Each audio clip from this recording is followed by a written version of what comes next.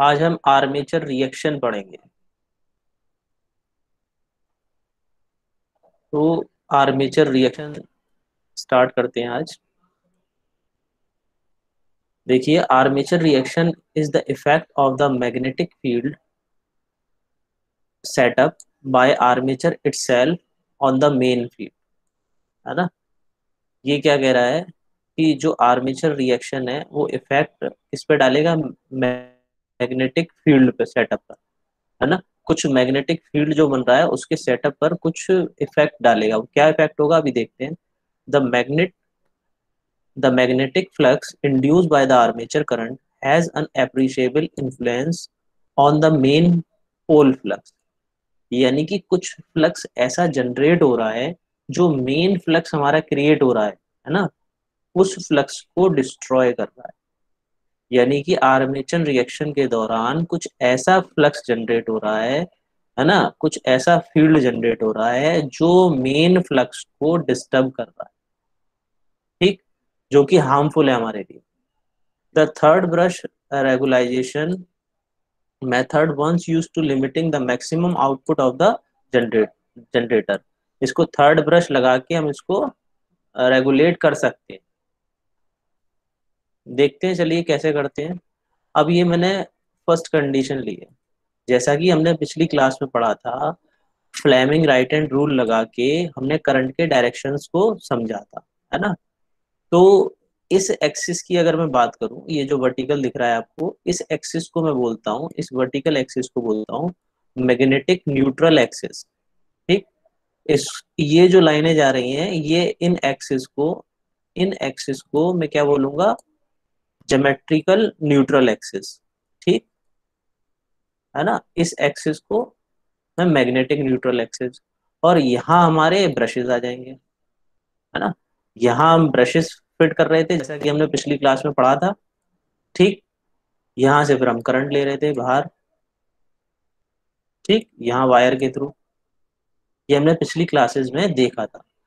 अब मैं बात कर रहा हूँ। अच्छा, पिछली क्लासेस में हमने ये भी बात करी थी, ये इलेक्ट्रोमैग्नेट होता है। तो यहाँ हमें कॉपर वायर लपेटने पड़ रहे हैं ना, इसको फील्ड वाइंडिंग बोल रहे थे।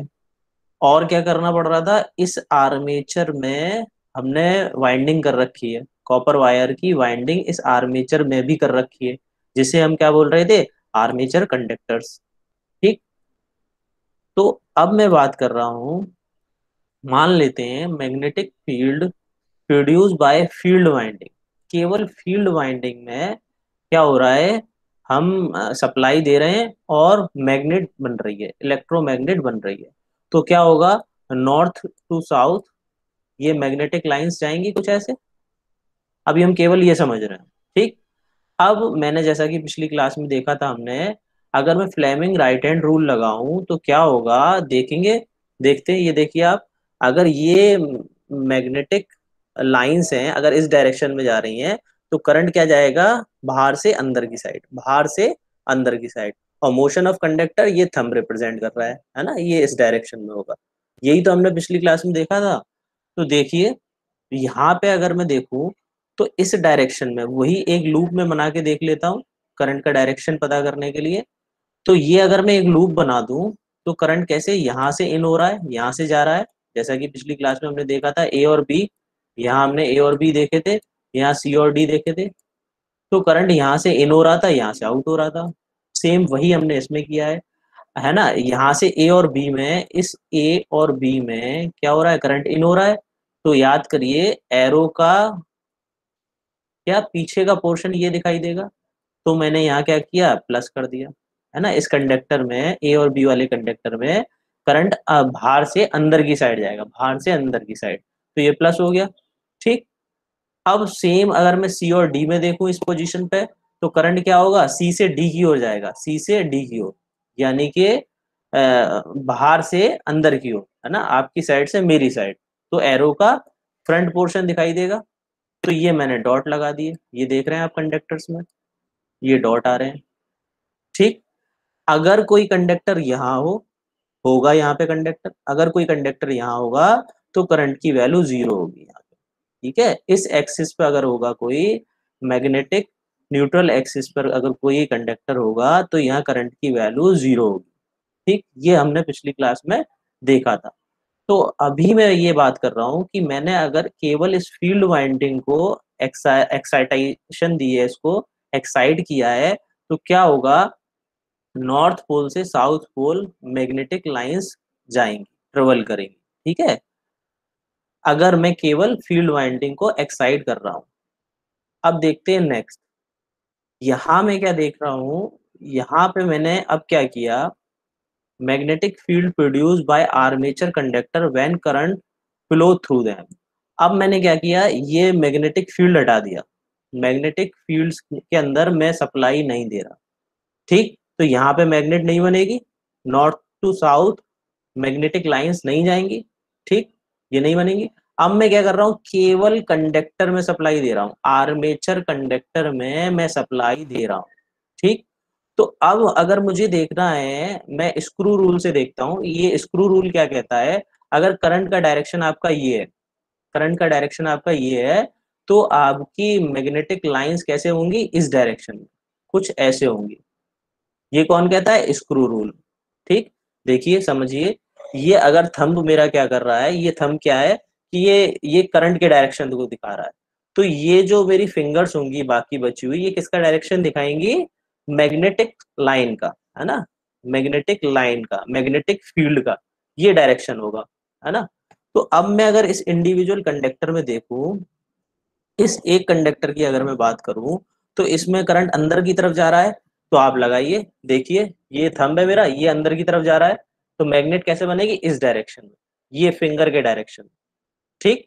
तो ये मैंने देखिए, ये इस डायरेक्शन में मैंने ये एरो लगा रहा, सेम इसमें भी अगर मैं स्क्रू रूल लगाऊंगा, तो ये इस डायरेक्शन में जा रहा था, अब ये इस डायरेक्शन में जा रहा है, तो मैग्नेटिक लाइंस ये होंगी, है ना, ये वाली फिंगर शो करेगी कि आपकी मैग्नेटिक लाइंस कहाँ है, ये करंट आ रहा है बाहर की तरफ, ठीक, आपसे मेरी साइड आ रहा है, तो ये होंगी। अब हमने ये देखा कि अगर मैं फील्ड वाइंडिंग में करंट दे रहा हूँ, एक्साइट कर रहा हूँ, तो कैसे लाइंस जा रही हैं ना, मैग्नेटिक लाइंस कैसे जा रही हैं, और अगर मैं केवल आर्मेचर कंडक्टर में करंट फ्लो कर रहा हूँ, तो मैग्नेटिक लाइंस कैसे जनरेट हो रही है, ठीक। अब एक थर्ड केस देखते हैं। अब ये देखिए, अब हमने क्या किया, जो जनरेटर में एक्चुअल में होता है वो अब हम देख रहे हैं, है ना। अब हमने क्या किया, फील्ड और आर्मेचर दोनों में सप्लाई दे दी, जो हम एक्चुअल में कर रहे हैं। भाई इलेक्ट्रोमैग्नेट अगर हमें बनानी है, अगर हमें इलेक्ट्रोमैग्नेट बनानी है, तो यहाँ कॉपर वायर लपेट के हमें इसे सप्लाई देनी पड़ेगी, स्मॉल अमाउंट ऑफ करंट देना पड़ेगा, जिससे मैग्नेट बनेगी, है ना। अब ये फ्लक्स जनरेट होगा, फ्लक्स में अब हम कोई कंडक्टर, आर्मेचर कंडक्टर्स को क्या कर रहे हैं, रोटेट करा रहे हैं, है ना, इसको रोटेट करा रहे हैं, तो क्या होगा, इसमें ईएमएफ इंड्यूस हो रहा है, यही तो हम कर रहे थे अभी तक। अब देखिए, अब क्या कर रहे हैं, अगर इस कंडीशन में जो नॉर्मल कंडीशन है हमारे जनरेटर की, यानी कि फील्ड में भी, यहाँ फील्ड भी बन रहा है नॉर्थ टू साउथ, है ना, और कंडक्टर के अंदर भी ईएमएफ जनरेट हो रहा है। अब यहाँ आर्मेचर रिएक्शन हम समझने जा रहे हैं, इसे ध्यान से आपको समझना है। देखिए, जो लाइनें अभी तक सीधी ऐसे जा रही थी, है ना, जो लाइनें बिल्कुल ऐसे जा रही थी आपकी, नॉर्थ टू साउथ, अब क्या हुआ, इस कंडक्टर में, इस आर्मेचर कंडक्टर में ईएमएफ इंड्यूस हुआ।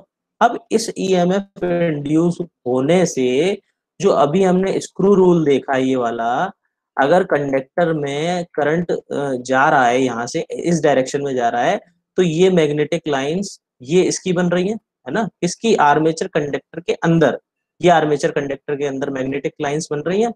तो यहाँ पे क्या होगा, इस ऑपरेशन में ये कंडक्टर जो आर्मेचर के हैं, वो भी मैग्नेटिक लाइंस जनरेट करने लगेंगे अपनी। बात समझ में आ रही है, मेरा कहने का मतलब ये है कि ये क्या करेंगे, ये क्या करेंगे, ये कंडक्टर्स क्या करेंगे, ये अपना फील्ड जनरेट करना शुरू कर देंगे, है ना। ये पिछली स्लाइड में जैसा हमने समझा, ये देखिए, ये अपना फील्ड ने जनरेट करना शुरू कर दिया। अब ध्यान से समझिए, ये इस आर्मेचर कंडक्टर का फील्ड जनरेट हो रहा है, और ये फील्ड वाइंडिंग का, ये फील्ड वाइंडिंग का फील्ड जनरेट हो रहा है ना। ये मैग्नेटिक लाइंस जा रही हैं नॉर्थ टू साउथ, ठीक। अब इसमें करंट इंड्यूस हो गया, कंडक्टर में, आर्मेचर कंडक्टर में, तो इसने अपना एक मैग्नेटिक फील्ड बना लिया कि नहीं बना लिया? जब करंट फ्लो होगा तो स्क्रू रूल के अकॉर्डिंग ये एक अपना मैग्नेटिक फील्ड बना लेगा। तो इससे समस्या क्या होगी, दिक्कत क्या होगी? ये देखिए, ये अपना फील्ड बना रहा है और ये जो मेन फील्ड हमें चाहिए वो है ना? तो आप देखिए इसका डायरेक्शन, अगर इसका मैं डायरेक्शन शो करना चाहूँ, तो ये देखिए, ये इस डायरेक्शन में बन रहा है, ये इस डायरेक्शन में बन रहा है और ये कहीं इस डायरेक्शन में बन रहा है। अगर मैं देखूँ तो ये फील्ड करंट जो है वो ऐसे जा रहा है और टोटल में आर्मेचर कंडक्टर के फ्लक्स की अगर बात करूँ तो वो कुछ इस डायरेक्शन में जा रहा है ना? कुछ ऐसे नीचे की साइड जा रहा है, ये लेफ्ट टू राइट जा रहा है और ये नीचे डायरेक्शन में जा रहा है। देखिए, देखिए, ये लेफ्ट टू राइट जा रहा है ना? फील्ड फील्ड की ये जो फील्ड की मैग्नेटिक लाइंस हैं, वो लेफ्ट टू राइट जा रही हैं और ये जो आर्मेचर कंडक्टर की मैग्नेटिक लाइंस हैं, वो कहाँ जा रही हैं? अप टू डाउन, नीचे की साइड जा रही है, ये देखिए। अब इन दोनों में क्या होगा? क्लैशिंग होना शुरू हो जाएगी, ये आपस में टकराएंगी, तो इससे क्या होगा? ये जो हमारा मेन फील्ड है, ये डिस्टर्ब होगा। मेन फील्ड क्या होगा? डिस्टर्ब होगा। इस मेन फील्ड के डिस्टर्ब होने से समस्याएं क्या आएंगी, दिक्कत क्या आएगी हमारे जनरेटर में? जो मैग्नेटिक लाइंस यहाँ से यहाँ जा रही हैं, तो ये सारी पूरे पोल शू के एरिया पर, इन पोल्स पे अगर मैं बात करूं, इन पोल्स पे यूनिफॉर्मली बननी चाहिए, मगर जब हम ऑपरेशन ले रहे हैं, ऑपरेशन कर रहे हैं, ये प्रोसेस में आ रहा है, यानी कि ऐसे यूनिफॉर्मली बननी चाहिए थी, है ना? मगर यहाँ क्या हुआ? ये यहाँ पे आप इस एरिया में देखेंगे तो ये कम हो गई। ये कौन सा है? ये देखिए, ये लीडिंग एज पे, ये जो पहले आएगा, ये अगर ऐसे रोटेट हो रहा है, ये आर्मेचर, तो ये जो पहला एज आता है इसको मैं लीडिंग एज बोल रहा हूँ। तो लीडिंग एज पे ये मैग्नेटिक लाइंस जो है कम हो गई, है ना? फील्ड वाली जो मैग्नेटिक लाइंस थी ये कम हो गई और आप जब इस लीडिंग एज से ट्रेलिंग एज पे जाएंगे तो यहाँ पे डेंसिटी ज्यादा हो गई। आप देख रहे हैं, यहाँ डेंसिटी मैग्नेटिक लाइंस की ज्यादा हो गई और यहाँ पर कम है। अब सेम आगे आप रोटेट होंगे तो फिर ये लीडिंग एज आएगा, यानी कि जो पहले आता है उसको मैं लीडिंग एज बोल रहा हूँ। ये पहले आया लीडिंग एज, फिर ये ट्रेलिंग एज, फिर ये लीडिंग एज आ गया। तो यहाँ इस लीडिंग एज पर क्या हो गई? यहाँ पे कम हो गई, ये डेंसिटी कम है, यहाँ ज्यादा हो गई। जबकि होना क्या चाहिए था? ये यूनिफॉर्मली ऐसे होनी चाहिए थी कुछ। बट क्या हुआ? आर्मेचर कंडक्टर में करंट फ्लो होने की वजह से इसने अपना मैग्नेटिक फील्ड जनरेट कर लिया, बना लिया। तो ये जो मैग्नेटिक फील्ड है, ये मैग्नेटिक लाइंस जो हैं, वो मेन फील्ड की लाइंस को, मेन फील्ड को डिस्टर्ब कर रही हैं, जिससे हमारी जो फील्ड की मैग्नेटिक लाइंस हैं वो डिस्टर्ब होके डिस्ट्रॉय हो रही हैं, डीमैग्नेटाइज हो रही हैं, है ना? डीमैग्नेटाइज हो रही हैं, जिससे हमारी वोल्टेज की वैल्यू कम हो जाएगी, हमें वोल्टेज कम मिलेंगे। अगर हमारा फील्ड करंट का, ये मैग्नेटिक लाइंस जो हैं, इनकी स्ट्रेंथ कम होगी तो हमें वोल्टेज की वैल्यू भी कम मिलेगी, जो कि हम नहीं चाहते, है ना? पहली प्रॉब्लम। अब देखिए दूसरी प्रॉब्लम्स की अगर मैं बात करूं, तो ये एक्सिस, मैं इसको साफ कर देता हूं फिर समझते हैं। आप देखिए, मैं अगर दूसरी प्रॉब्लम की बात करूं तो एक तो वोल्टेज कम हो गया, दूसरा ये एक्सिस कहाँ होना चाहिए था? यहाँ पे। ये एक्सिस शिफ्ट हो गया इतना, ये एक्सिस यहाँ से यहाँ, ये यहाँ शिफ्ट हो गया। अच्छा, कार्बन ब्रशेस जो हमने ये लगाए हुए हैं, ये कार्बन ब्रशेस जो लगाए हुए हैं, वो हमने एक बार फिक्स कर दिए, जैसा कि हमने देखा था स्प्रिंग प्रेशर से हम इन्हें एक बार फिक्स कर देते हैं हाउसिंग में, ये मूव नहीं हो सकते, ये आर्मेचर रोटेट होता है और ये अपनी जगह पे, कार्बन ब्रशेस अपनी जगह पे फिक्स रहते हैं, यही तो हमने देखा था। अब क्या होगा? ये ब्रशेस तो फिक्स है हमारे पास, but due to armature reaction, इस प्रॉब्लम की वजह से, ये डिमैग्नेटाइज होने की वजह से, ये जो प्लेन है, ये जो एक्सिस है, ये शिफ्ट हो जाएगा। देखिए, ये शिफ्ट हो गया, है ना? ये ओरिजिनल जो फ्लक्स न्यूट्रल प्लेन था वो ये था, है ना? और इस कारणवश, इस आर्मेचर रिएक्शन की वजह से जो रिजल्टेंट है वो कहाँ पहुंच गया, ये यहाँ पहुंच गया, ये शिफ्ट होके यहाँ पहुंच गया, है ना। अब इससे प्रॉब्लम क्या होगी कि ये हम ब्रशेस को तो शिफ्ट कर नहीं रहे, या तो हम एक काम करें, इस जैसे ये फिक्स, ये यहाँ पे शिफ्ट हुआ ये एक्सिस, तो इसके हिसाब से इस ब्रश को भी यहाँ शिफ्ट कर दें, तो प्रॉब्लम शॉर्ट आउट हो जाएगी। क्या प्रॉब्लम शॉर्ट आउट हो जाएगी, यहाँ पे स्पार्किंग नहीं होगी, है ना, आर्किंग नहीं होगी, ये हमारे लिए यूजफुल नहीं है, इसलिए हम इसको क्या कह रहे हैं, आर्किंग। तो ये आर्किंग नहीं होगी, है ना। अगर आर्किंग होगी तो हमारे लिए समस्या का विषय है ना, इससे हमारे लॉसेस बढ़ जाएंगे।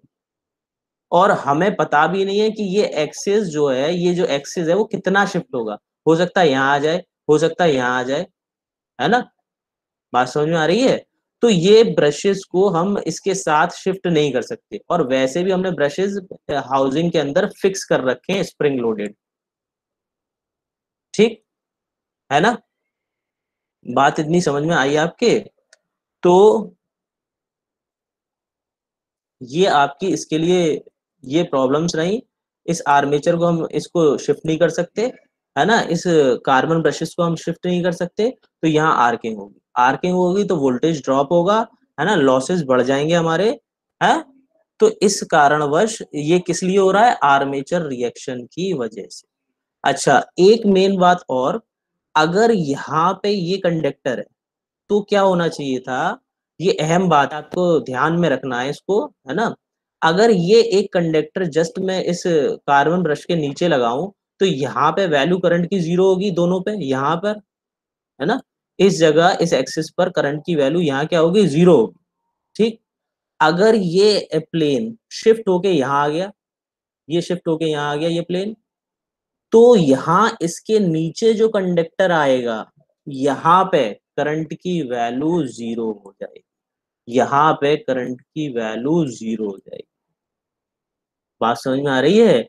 जबकि कार्बन ब्रशेस पर यहाँ से हमें करंट की वैल्यू 0 करनी थी, है ना, फेज को चेंज करना था, बट अब वो एक्सिस नए शिफ्ट हो गया, तो यहाँ जो इसके नीचे, इस नए एक्सिस के नीचे जो कंडक्टर आएगा, वहां पे करंट की वैल्यू 0 हो जाएगी, यानी कि यहाँ करंट की वैल्यू 0 हो जाएगी। इस कंडक्टर में 0 हो गई वैल्यू, तो यहाँ जो अब जो पुराना एक्सिस था, जो यहाँ कंडक्टर आएगा, तो वो उसमें करंट क्या होगा, अंदर की तरफ जाएगा, है ना, अंदर की तरफ जाएगा, यहाँ प्लस साइन आ जाएगा, है ना, इस कंडक्टर पे भी प्लस साइन आ जाएगा, है ना। अब ये जो दो कंडक्टर इस इधर आ जाएंगे, इस नए एक्सिस से इधर आ जाएंगे, तो यहाँ पे डॉट आएगा, यहाँ डॉट आएगा, यहाँ डॉट आएगा। आप समझ रहे हैं। इस कारणवश यहाँ करंट 0 होना चाहिए था, मगर नहीं है, क्योंकि ये एक्सिस शिफ्ट हो गया, तो इसलिए यहाँ पे क्या होगा, आर्किंग शुरू हो जाएगी। जो चिंगारी हमारे लिए यूजफुल है, जैसे स्पार्क प्लग में स्पार्क हमारे लिए यूजफुल है, तो हम उसे स्पार्क बोल देते हैं, है ना। जो चिंगारी हमारे लिए प्रयोगी नहीं है, उपयोगी नहीं है, यूजफुल नहीं है, तो उसको हम आर्किंग बोल देते हैं, ठीक है। चलिए, तो इससे रिलेटेड आपकी कोई भी डाउट है, पहले उन्हें डिस्कस कर लेते हैं। आर्मेचर रिएक्शन के अंदर अगर आपके कोई भी डाउट है, तो पहले वो डिस्कस कर लेते हैं, फिर आगे हम पढ़ेंगे।